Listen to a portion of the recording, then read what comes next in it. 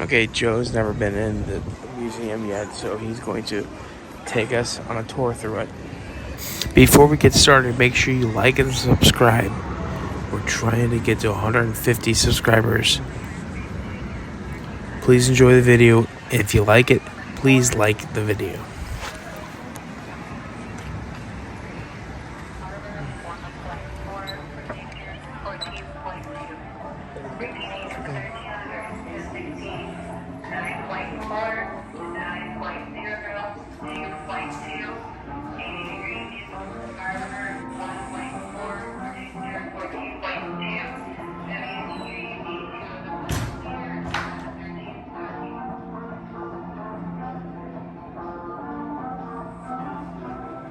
So you want to tell us about this?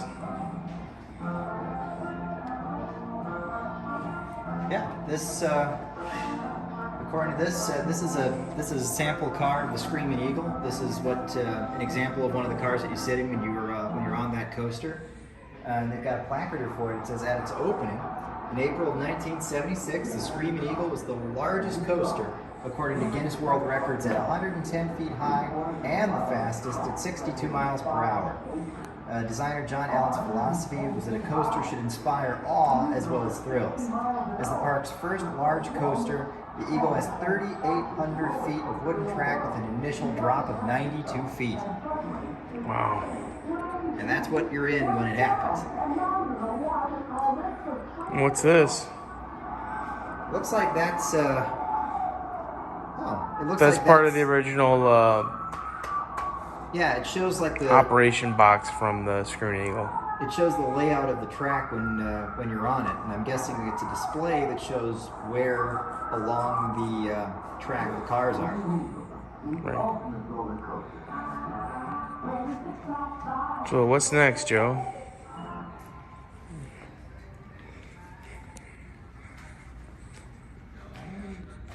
I don't know what this is. I haven't seen this before. It's Fright Fest. Like Oh, the coffin challenge.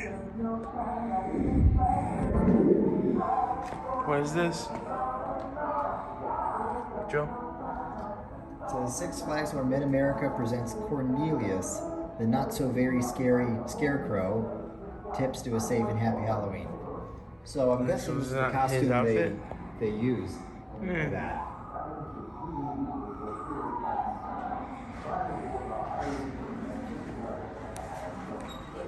Whoa, whoa, whoa, whoa, whoa. What do we got here?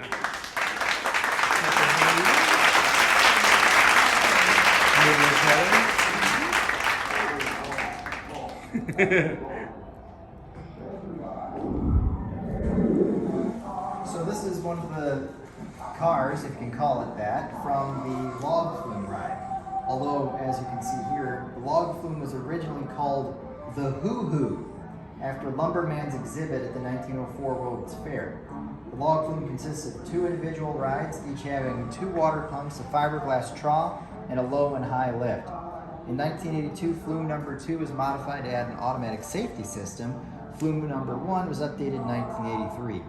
Over 78 million people ride the log flume each season, which we did not too long ago. So, did you get wet, Heather? Go. So they have a timeline listed here as to when everything in the park debuted sequentially. The very first thing is obviously 1971, the original rides, the steam train, the mine train, and log flume. Later that year, the park hosted its first 1 million guests. 1976, the Screaming Eagle took flight. 1977, Casey and the Sunshine Band attended the highest attended concert. 1983, the first country fair event, followed by DJ's Diner opening in 1983. Later that same year, Thunder River first showed up. In 1984, first Children's Hospital fundraiser was held.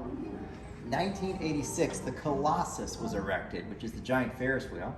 That came from Louisiana, by the way.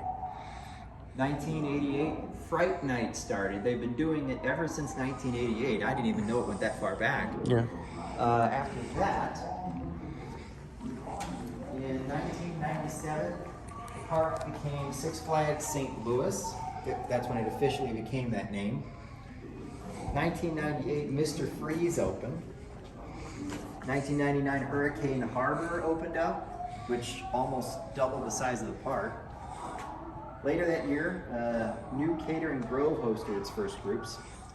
In the year 2000, The Boss made its debut. 2006, Bugs Bunny National Park welcomed its first kids. 2007, the Pandemonium coaster first got started. 2009, they first had the glow-in-the-dark parade. 2013, the all-season dining pass arrived. That was huge. We were all happy that's a thing. Yeah. 2015, the Justice League made its debut. 2016, only 5 years ago, was the first holiday in the park. I was at that. 2017, they had Mardi Gras Yeah. at Six Flags. In 2020, there was a front gate makeover. They completely redid how the front of the park actually looks. And this year, 2021, is the 50th anniversary of this park. So what's this, Joe?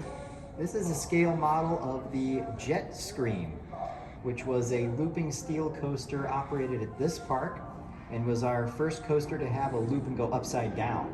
It operated from 1981 to 1988 and was then relocated to Six Flags Astro World, which closed in 2005. The Jet Scream was located here where the Batman ride now is today.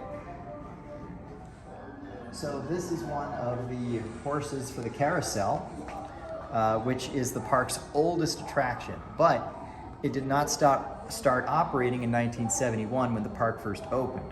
It came from a park in Ohio and needed lots of work. After a year of rehab work on it, the Carousel opened in this park in 1972.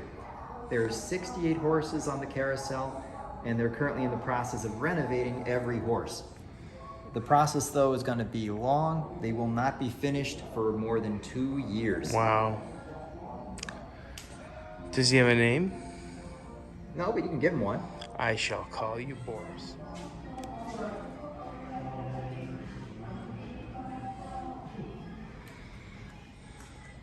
This was the original map. What was outside of the track? Nothing. Nothing. This is where Screaming Eagle is. This is where the amphitheater is. The Boss.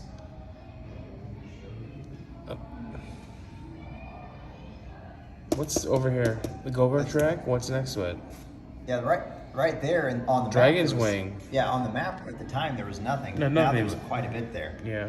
And over here is all like where the other side of the eagle is. Yep.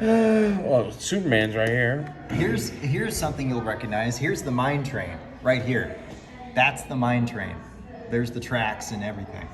They used to have two sides of the mine train. Yep. It operated on both sides when it first opened. And this is where the mule ground was.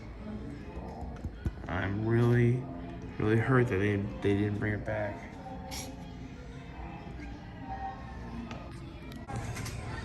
So they got some memorabilia over here, mostly Looney Tunes stuff, as you can see. Some cups. The 50th anniversary is kind of a big deal, so they've got quite a lot of that. Absolutely. Yeah, that's what they have here. All right, cool.